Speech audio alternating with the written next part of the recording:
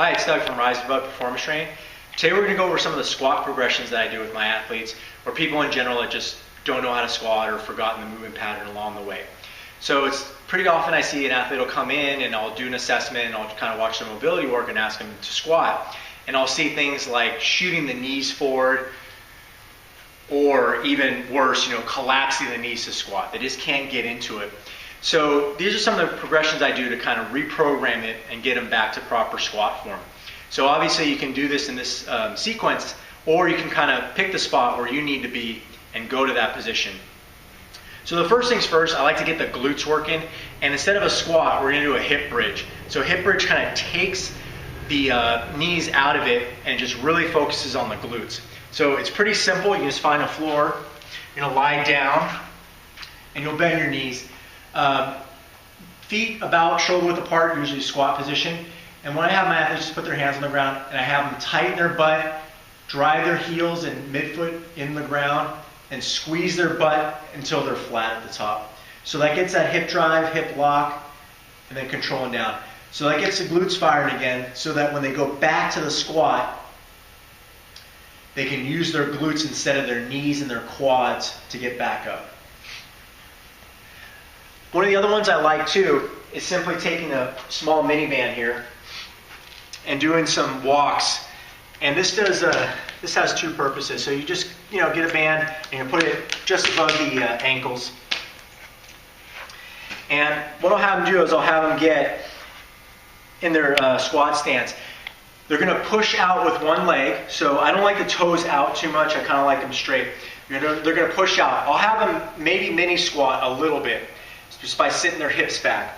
And what I look for is making sure the knees don't cave in. So someone that comes in, if they're caving their knees a lot, this is a good cue to kind of push out, keeping the knees out. Then I'll have them kind of, as they're standing up, they're going to control one foot in. They'll push out again, mini squat, keeping the knees out, and then control in. Then we look obviously for both directions, controlling in, and doing the same the other way. So next, when they got those two elements down, I'll move them to a box squat. Now, whether they can do a weight or they can do a body weight, this is not your powerlifting box squat. This is going to be more or less teaching them to sit a little bit more back again. So again, the common thing I see is knees shooting forward or heels popping up. I'll have them straddle the box. So I'll pull the box literally right in the middle, and they have the peak kind of between the legs. And hands out for balance. And I'll tell them to sit back, not way back, but more or less sit back and down into it, keeping their heels down. When they're going down, pushing the knees out, and then they squeeze their butts and stand up. Now, what also we want to do is make sure they don't sit and relax on there, because when they go to a free squat without this, they're not going to be able to squat. So I tell them to sit about a third of their weight on here. So I'm still kind of tense right here. I'm sitting, kind of hovering on it, third of my weight, driving straight up, finishing my hips, coming back, light sit, and driving up.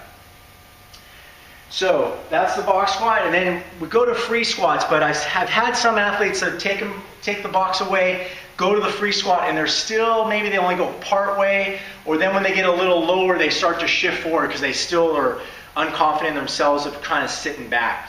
So this is where I use a little bit of a guide on the post here.